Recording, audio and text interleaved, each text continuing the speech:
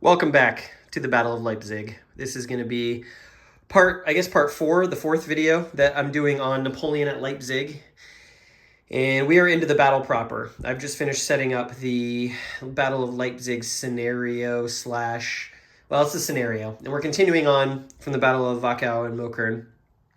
If you've tuned into the past couple of videos, you kind of know where we are here. There are some new setup wrinkles here that I do want to point out, as well as go over sort of the real life or death situation for the French as it currently stands. But before we get there, highly encourage you to go back. If you're just coming to this video, go back and watch the other, you don't have to watch the setup if you don't want to, but the first two parts of this battle I've played 2 days worth of combat for both sides, and we have ended up in this position here.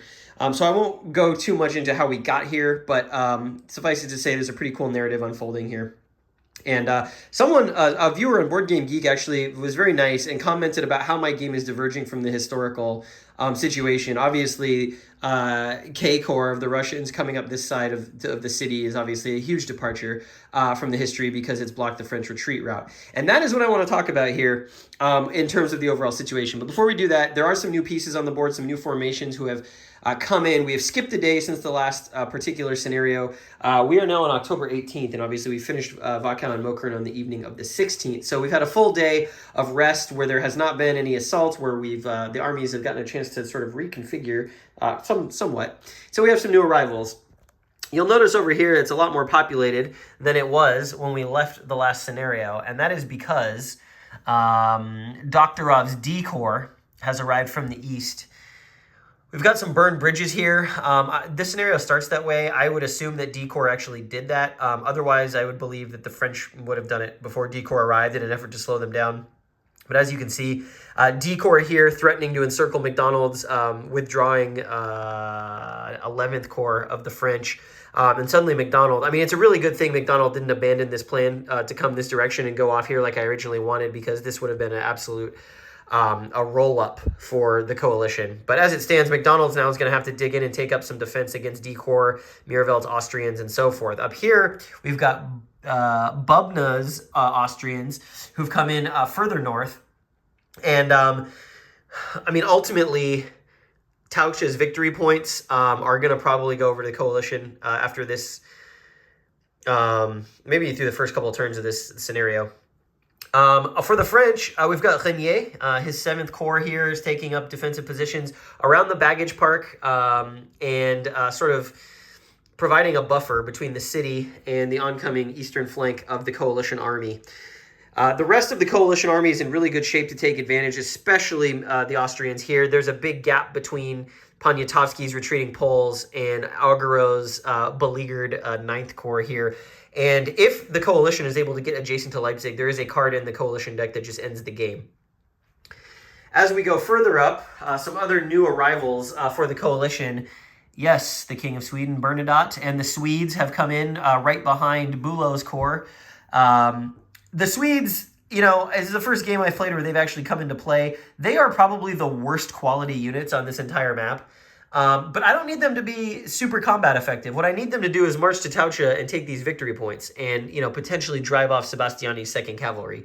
And so they're going to do that because Bülow's got the situation well in hand against Suum, and I think it's only a matter of time before he breaks through there. So we're going to give probably a march order if we can to Bernadotte and have the Swedes go do something useful. And then, of course, the Army of Silesia has been engaged. The other thing that I've done that's ahistorical is have a lot of the Guard up here in the north. I guess historically the Guard was sent south against this coalition advance.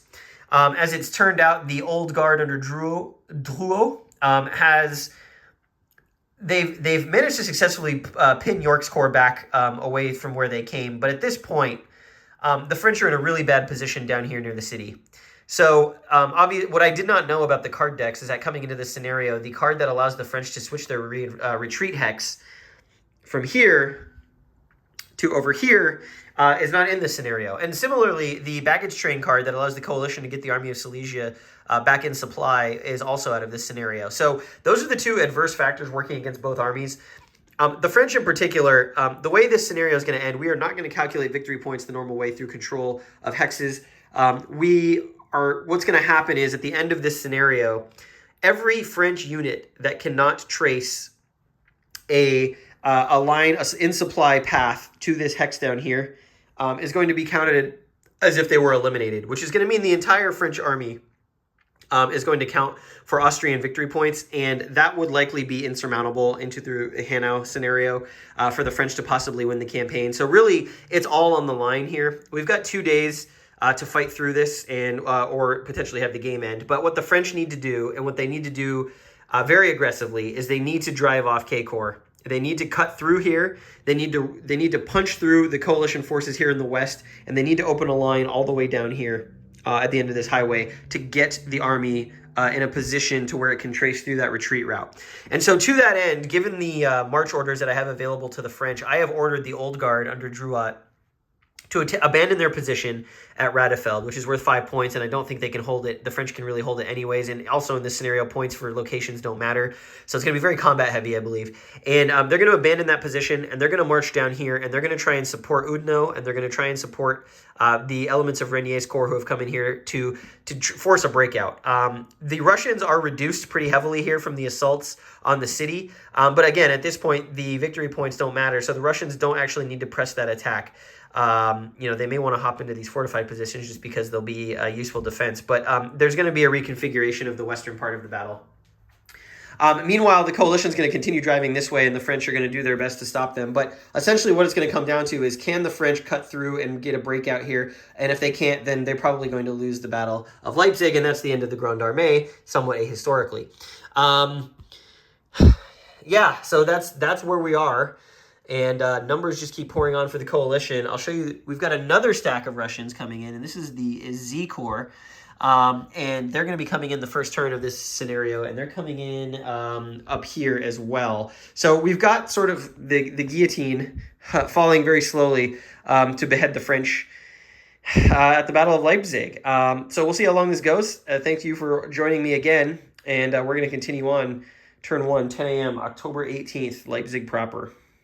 Well, things starting off here very good for the coalition. Newly arrived on the scene, D Corps launched an attack here around this bridge, wiped out an entire division of MacDonald's 11th Corps.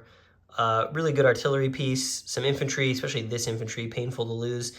They're eliminated for now. They're going to have to recover, and the steamroller is on its way, pressing on all sides. The French are in desperate trouble right now. Well, I got a request from someone who watched some of the previous episodes to zoom in and show an example of the combat in this game.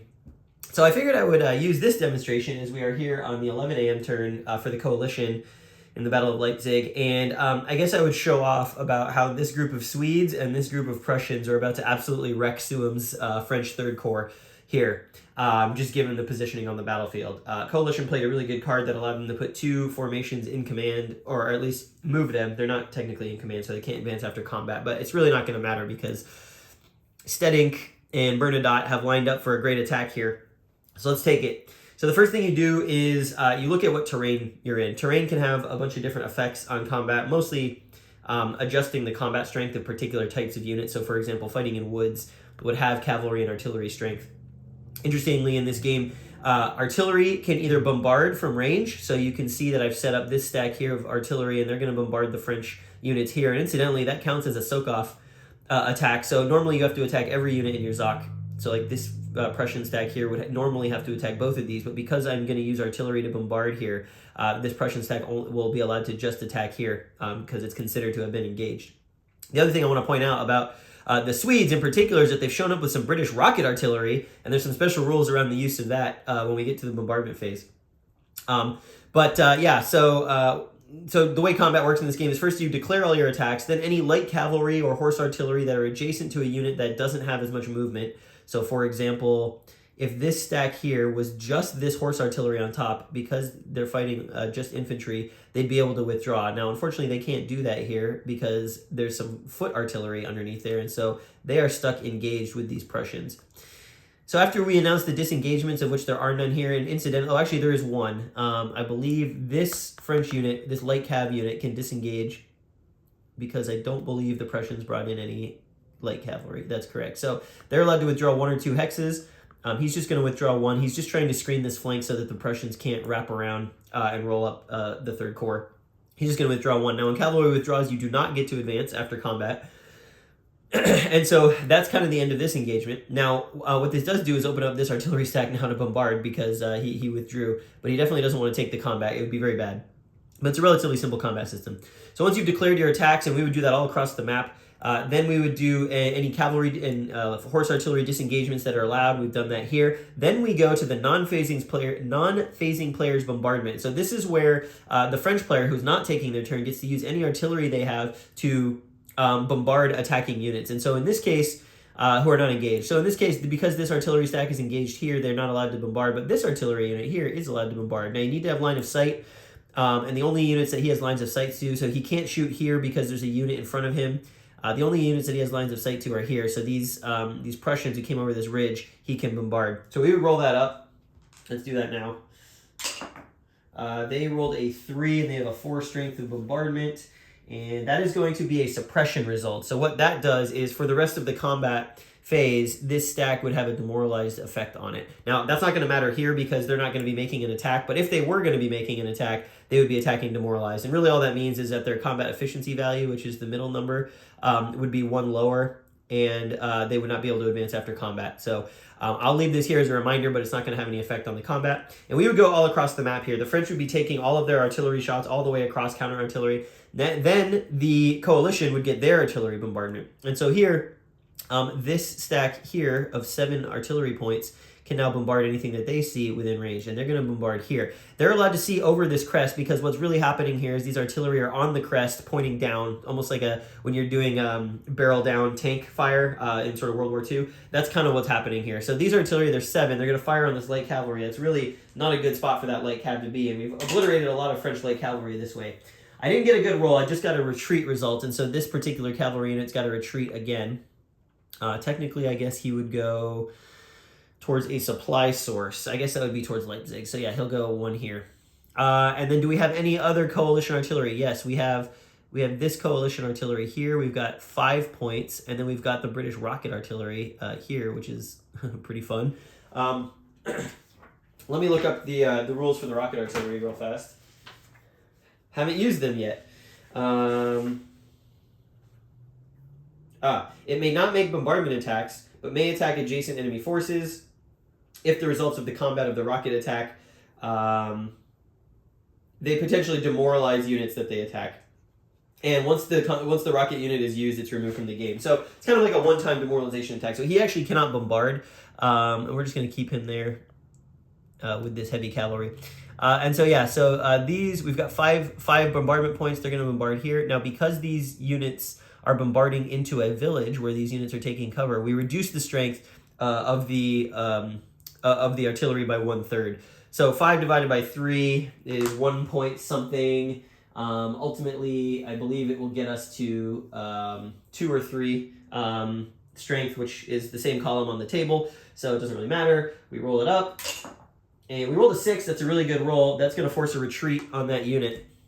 And this unit here is going to be forced to retreat out of the village from this Prussian bombardment. Now, what's going to happen here is that he doesn't actually have a path of retreat that allows him to stack legally. So he's going to have to displace one of these units where he is retreating. And so because I don't want the leader under this out of command marker to have to make a check for retreat, I'm going to, it's equidistant, so I can choose. He's gonna displace that cavalry unit, and he's gonna back up 1 when he retreats. There's some effects here where if you retreat and you can't legally displace, then there's possibility to take losses and so forth. And then do we have any other artillery? No, I think that's basically it for the coalition artillery here. We've pushed the French back along the front. Now we go to our melee attacks, and this is where we resolve the combat. So let's resolve this one here. The Prussians, they've got 16 combat strength versus 6 combat strength. So that's going to be a 2-to-1 attack in open ground. In open ground, you're allowed to do things like combined arms. So if I had a cavalry, artillery, and infantry unit attacking or bombarding, then we would get a column shift. But in this case, we don't have that. So it's just a 2-to-1 attack. Really easy. 2-to-1, and I rolled a 2. Rolling low is good. And that's going to be a defender retreat 2. So that's going to force these units back 2 hexes.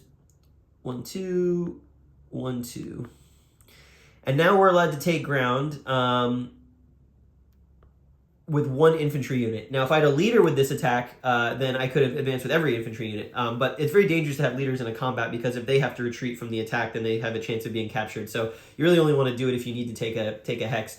But as it is, I actually cannot advance with these units here because I used a special card to put Bulow in command this turn, and or at least let Bulow get initiative.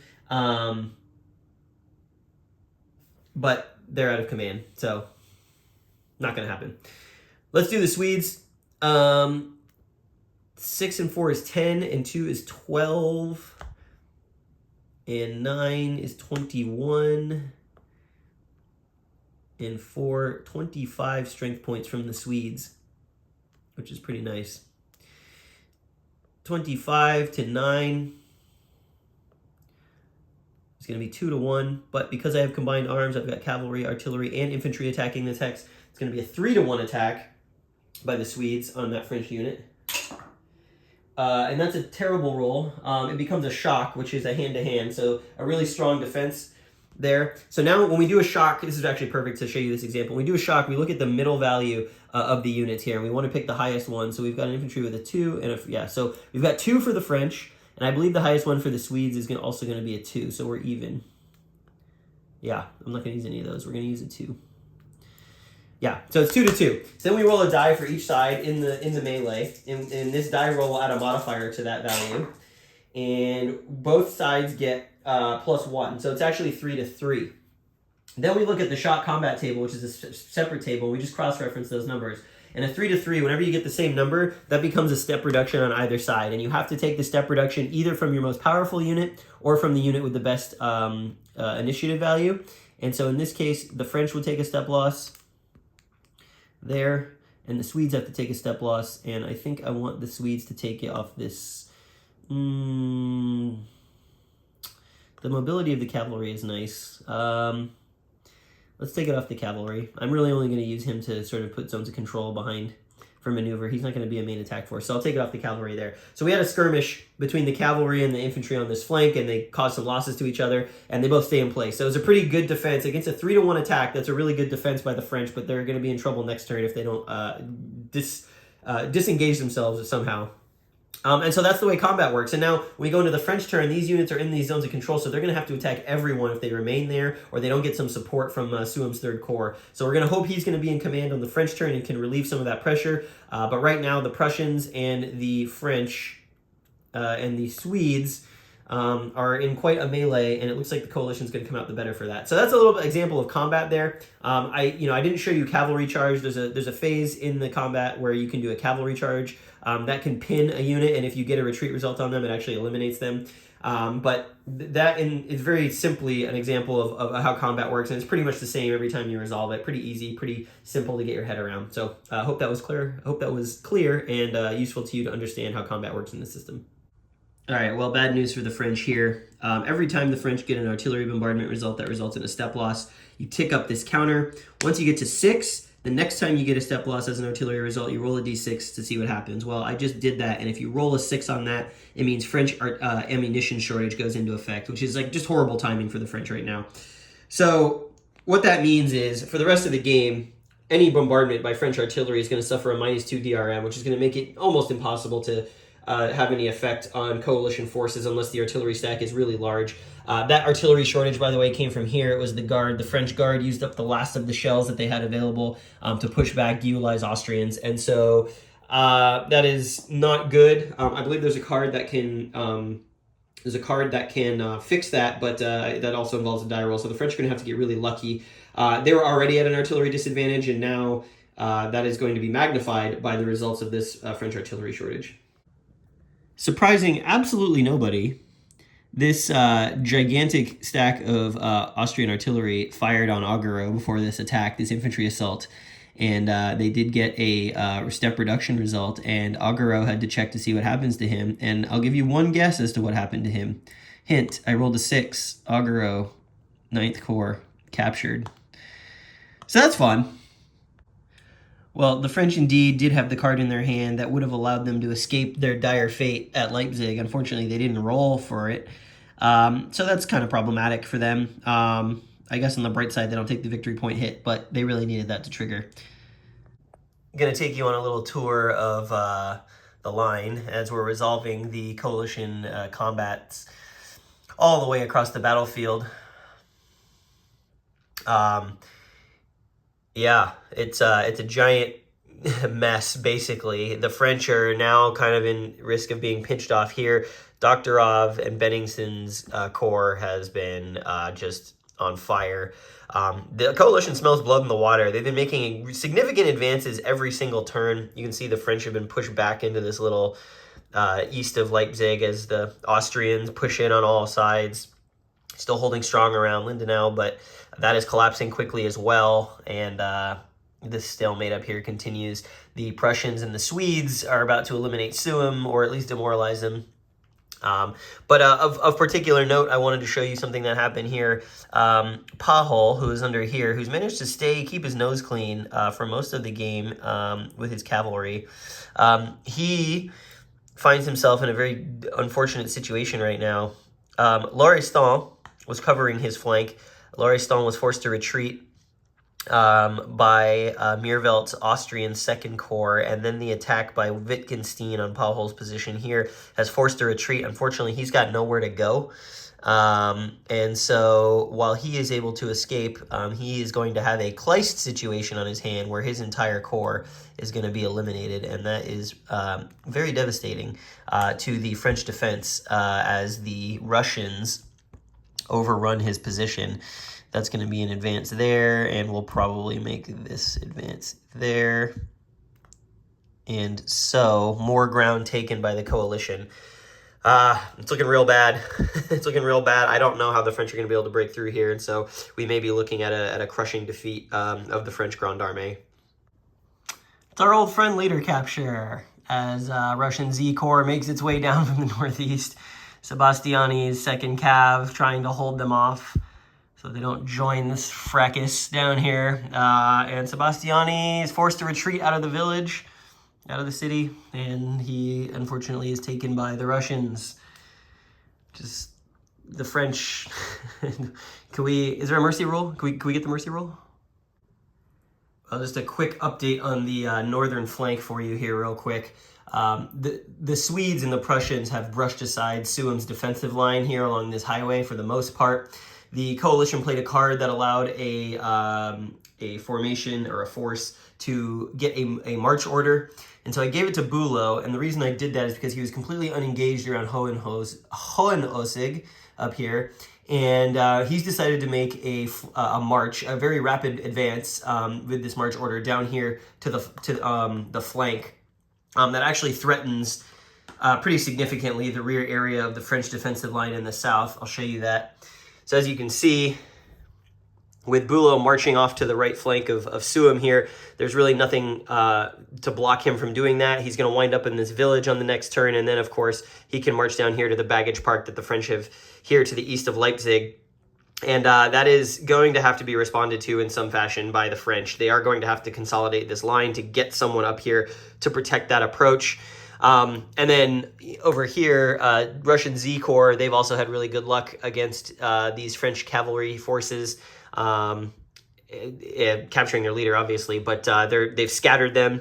So the vice is closing very quickly. Doktorov and Benningsen have basically been unstoppable since coming into the game. They have pushed MacDonald's corps, the 11th, all the way back to the outskirts of Stuns, and, you know, it's getting very tenuous in here. Lauriston, who just put up a pretty valiant defense on an assault against this position, he's about to be encircled, so he's also going to have to get out of here. The problem is last turn I moved Murat back to kind of consolidate the leader command situation here, and Lauriston was kind of left behind. So there's a very good chance he does not activate and ends up getting surrounded in the coming hours.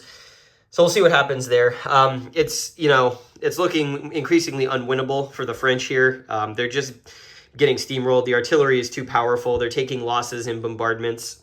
They don't have the forces to cover the ground that they're trying to hold. And now that Bülow has compromised their entire northern flank, it's probably going to unravel here pretty quickly.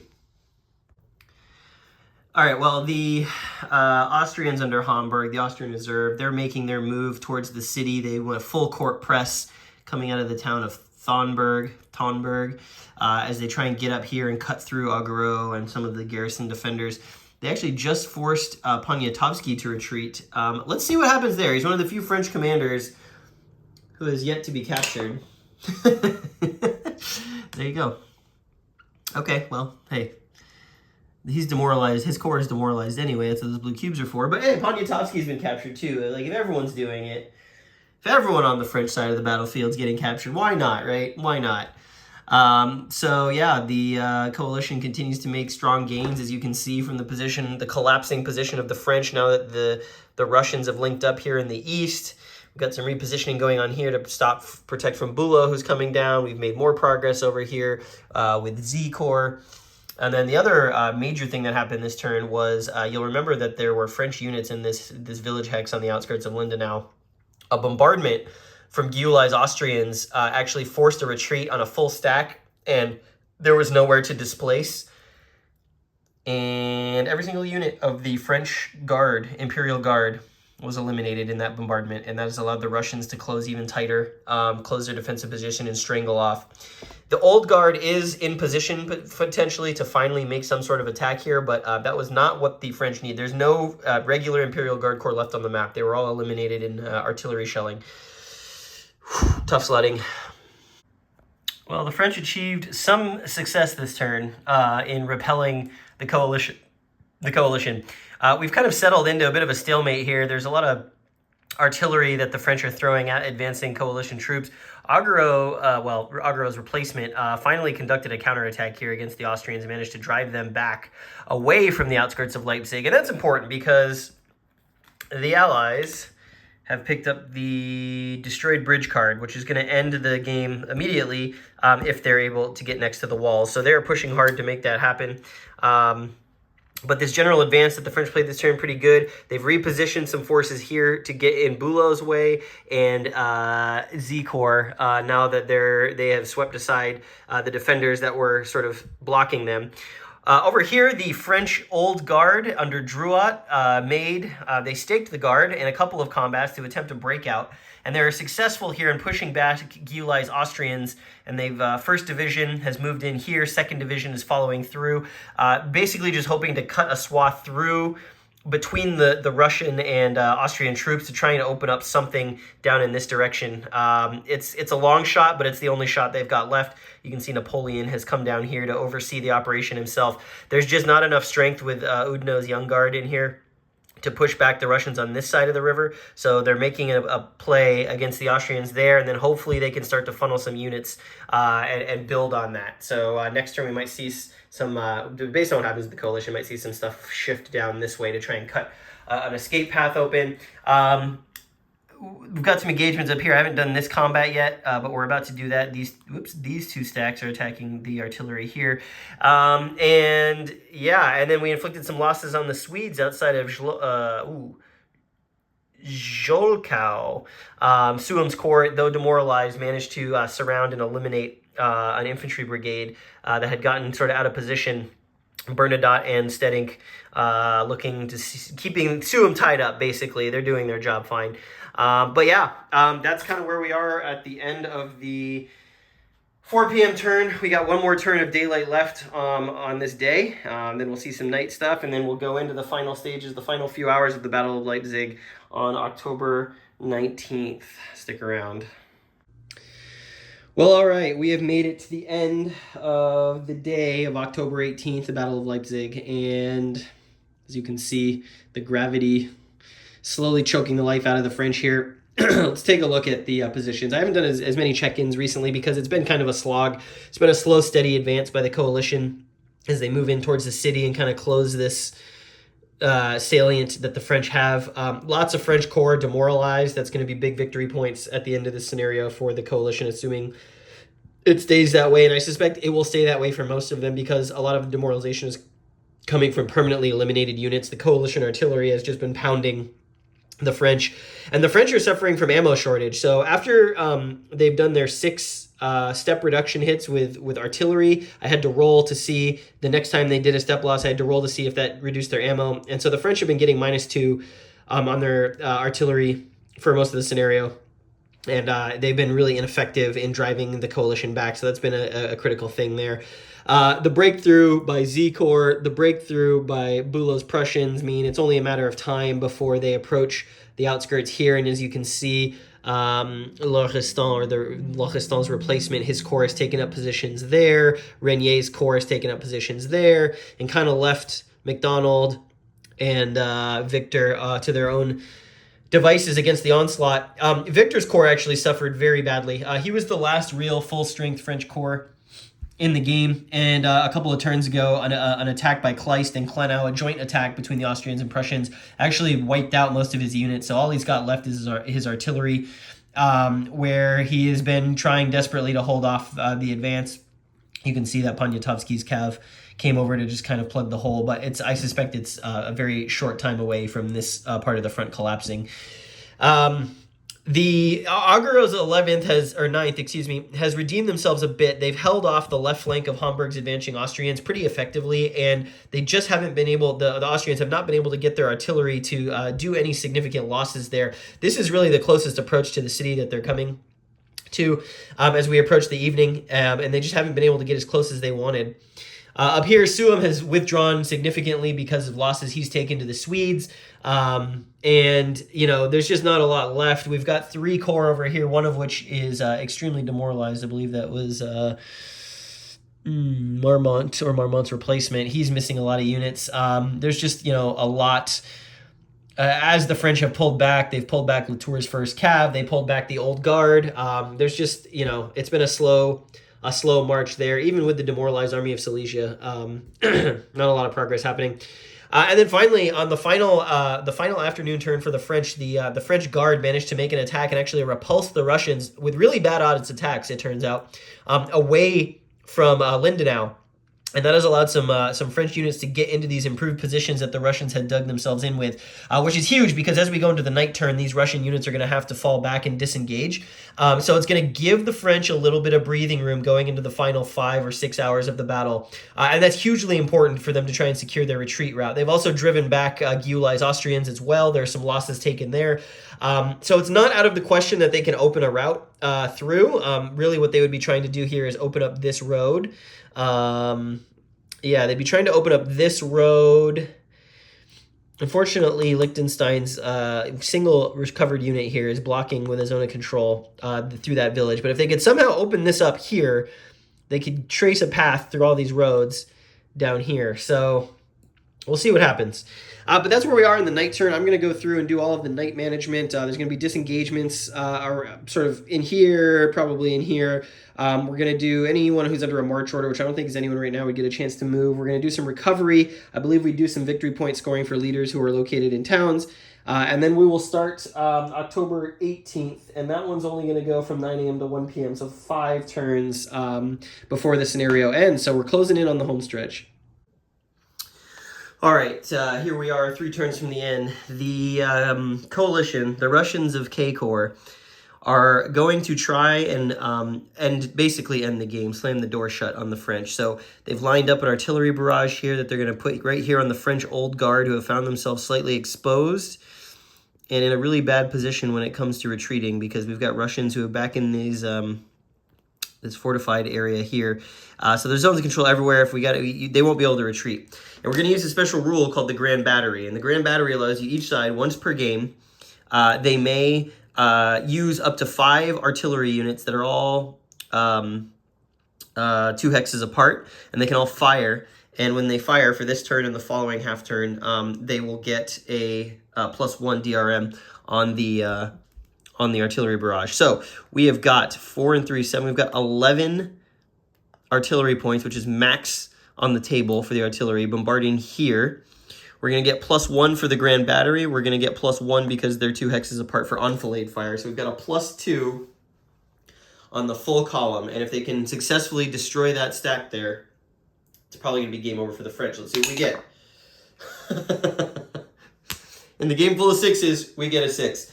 That is a 7+ result. That's going to be 2R. So it's unfortunately not going to send the French backwards. They don't have to retreat, but it is going to cause 2 step losses. Oh, actually, you know what? I'm sorry. There's an artillery unit in here. So that would have reduced that 11 to a 9. So it would have been a 9 with an 8, 7+. It's still 2R. So it's still the same result.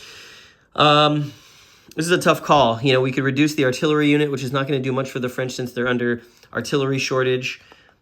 Let's do that, and then let's take a loss here. So not the French losing manpower at an alarming rate. So we didn't displace them. We didn't break the back of the French Old Guard. They're still kind of a potent force, but we tried. I'm going to finish up with this combat phase. It's looking pretty grim for the French. You can see the coalition penetrating deep and pushing the French back very deep from Leipzig here. At this point, Kleist and Klenau are just going to push the French as far back as they can into Bülow and the Swedes, basically just kind of pincer them together, or at least up against this river that they can't cross. And meanwhile, Hamburg and the Austrians are going to cut across here and try and get to the walls of Leipzig. We're in the final stretch. Here's what the battlefield looks like. And it's looking like on track for a dominating coalition victory. Well, the French unraveling is now starting to happen very quickly. You can see some of the major advances that Kleist Prussians, they've basically, they've split Leipzig away from the French army, and the French army is in the process of being encircled here to the east of the city. Meanwhile, Hamburg has infantry in Leipzig itself, and as Napoleon is trying desperately to get this counterattack to make a punch a hole, probably not going to happen. The army of Silesia is now starting to make progress, which is interesting. They are even demoralized, pushing back the French defenders. Suum now is like completely been put on the outside of this encirclement. It's just very bad. With like a turn and a half to go, it's clear that the French are going to lose this game. But I did want to show you what happened on this turn. This is the number of baggage trains that coalition units destroyed this turn. Basically, 8 corps worth of supply units gone. And if we go over to the actual current losses, 4 more baggage trains captured, including the French Guard. So yeah, it's not going well. We're just going to play out a couple of turns here pretty quick. We're going to see losses mounting up. I'll show you after this is over what the actual loss situation looks like for both sides. And the French, I mean, they're going to need a real big graveyard for the number of troops that they have, well, or don't have anymore. That's for sure. Well, here we are after many, many weeks of playing this game on and off. We have finished the Battle of Leipzig on these 2 maps. 3 scenarios, more than 4 full days, or about 4 full days of gameplay. And yeah, let me pull some of these markers off so you can see exactly what's going on. Just want to give you a quick show of the final state of things here. I'll come back in a second and we'll talk about sort of the end of this game, who won, and sort of what that means going forward. Okay, well, let's talk about where we ended here. So as you can see, the French pushed back into essentially a tiny cluster trying to hold out here against the river, against just an onslaught of Russians and Prussians and Austrians. We've breached the city. The French Guard has held the west, but certainly are encircled. Suum is up in no man's land up here north of Bülow. 3rd Corps. Most of the French corps are demoralized, if not outright utterly destroyed. Marmont's corps is actually completely eliminated, and I'll show you the losses here in a moment. The army of Silesia has acquitted themselves well despite Blucher's absence, pushed the French back, and a few more sort of scattered formations out here to the east. 1 French cavalry trying to protect that supply line. But most of the French units are out of supply here at the end of the game. And you can see just the absolute, you can see the advance that the coalition managed to achieve here during this battle. Remember when we started back at Liebert-Volkwitz, that battle, we were sort of down in this general area. Well, the coalition has pushed up ahead. And I wanted to talk a little bit about sort of some of the main inflection points of this battle and playing these all back to back.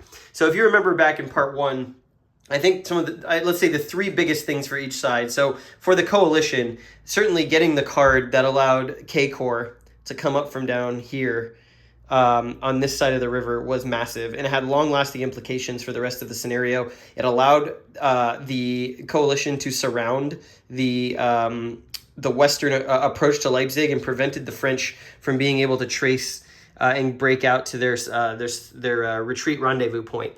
That's important for a lot of reasons around the victory conditions, but yeah, you can see that like they were encircled. They didn't know it, and I didn't know it, but they were encircled from the get-go, essentially, with K Corps coming up that road. And I think, you know, that leads to one of the major inflection points for the French, and that is not having more units down here trying to push this front outwards. I had just kind of some cavalry units stationed here to guard that flank, and had I planned better, I would have put more manpower down there, sent it down there earlier to contest that Russian advance. It ultimately ended up being the French faction's undoing.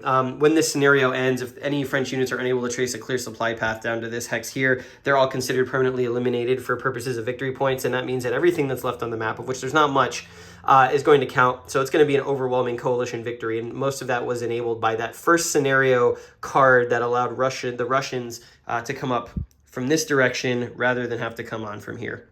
So couldn't have seen that at the beginning, being new to the game, but yeah, definitely something for next time. I think the second big inflection point here was for the coalition was playing the alternate reinforcements in that first scenario that allowed Kleist to reform his Prussian corps. A lot of those units that are still on the map there are from that initial batch of reinforcements, sort of ahistorical reinforcements, because Kleist ended up being the muscle that pushed in around the city and pushed the French back up against the river. And without that, I don't know that Hamburg's Austrians could have accomplished all that they accomplished, or Klenau's Austrians could have accomplished all that they accomplished without it. And so that ended up being a long-term effect that really paid dividends for the coalition. And then I think third, the other sort of big piece of this was Bülow being able, and the Swedes coming in from the north, meeting basically no resistance.